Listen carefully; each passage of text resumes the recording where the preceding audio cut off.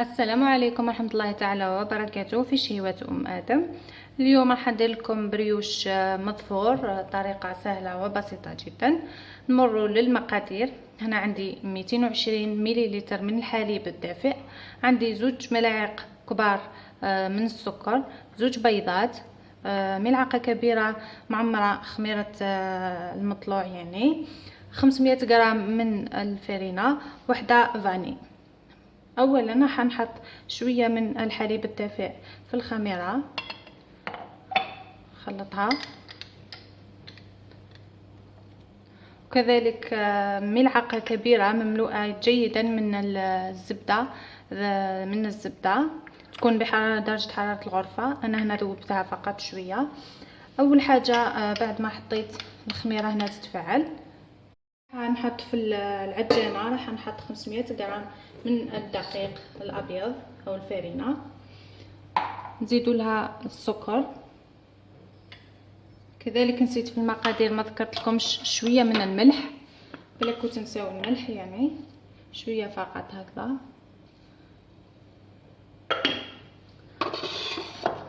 ونخلط الفانيليا.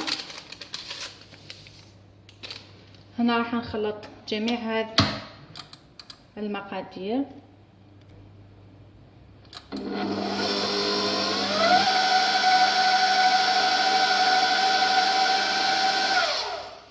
هنا ماشي متقيدين بالعجانه، تقدروا تستعملوا يعني في قصعه برك ولا حاجه في ريسيبيون وتخلطوا.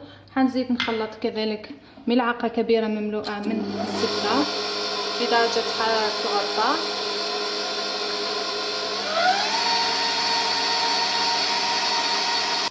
راح نضيف كذلك 2 بيضات،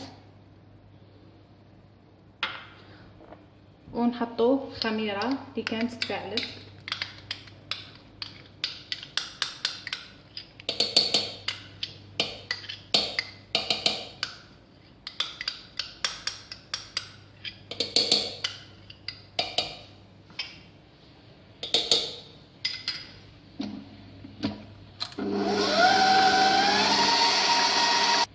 هنا رايحه نكمل فرغ كامل 220 مليلتر من الحليب، فرغوه كامل ونخليوه حتى تتلم العجينه تاعنا.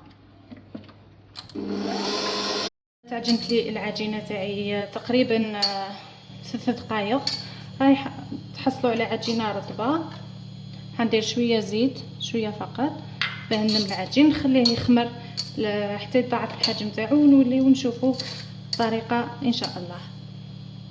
هنا بعد ما نضاعف الحجم تاعها راح نديكازيها،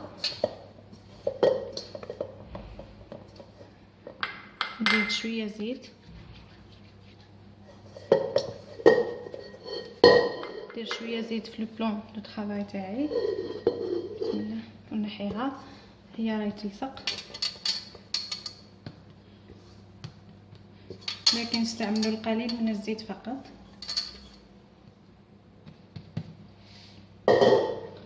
هنا راح نعجنها شويه،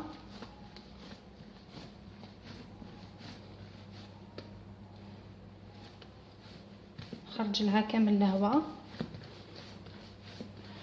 نديرها حربوش، نقطعها الى قطع صغيره.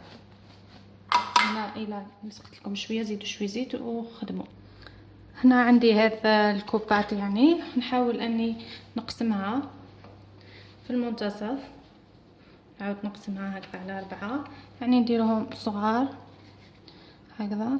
كل وحده نحاول اني نقسمها على 2 بهذا الشكل، ونعاود كل وحده رايحه نقسمها هكذا.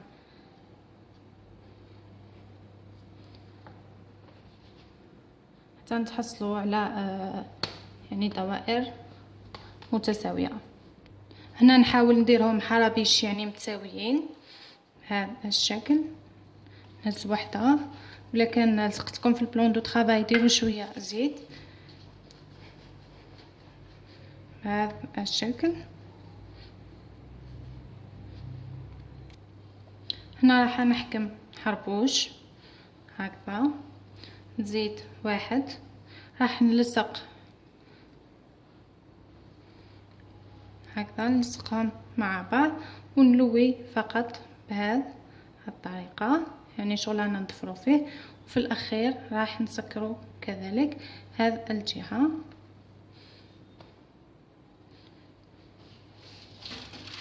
هنا راني حطيت بابي كويسون وحطيت لي بريوش تاوعي، راح ندهنهم ببياض البيض عفوا بصفار البيض، ونخليهم يخمروا حتى يضاعف الحجم تاعهم، ونطيبوهم على درجة حرارة 180 درجة حتى نلقاوهم تحمروا. انا راني شعلت الفرن 10 دقائق من قبل يسخن شويه ويتضاعف الحجم، نحطهم يطيبوا وتشوفوا النتيجه بعد قليل ان شاء الله. اذا لي بريوش تاوعنا بعد ما طابوا خليتهم بردوا مليح، قسمتهم على زوج، كاينين قسمتهم على زوج وحشيتهم بلا كريم باتيسيير. هاد لا كريم راح نحطها لكم اسفل صندوق الرابط اسفل صندوق الوصف. كذلك هذه اللي ما حشيتهمش درت لهم شويه عسل ولا كونفيتور اللي عندكم، ورشيت عليهم شويه سكر كلاصي، يعني جو خفيف بزاف. ان شاء الله تجربوهم، وصفه هايله وسهله. شوفوا يعني كيفاه جاو، يجيو هايلين، هاي خفيفه يعني بزاف هاد الوصفه. ان شاء الله تجربوها. اذا عجبتكم الوصفه ما تنساوش الاشتراك في القناه ليصلكم الجديد. شهيوات ادم. كذلك جام وبارطاجيو الاصدقاء. والسلام عليكم ورحمه الله تعالى وبركاته.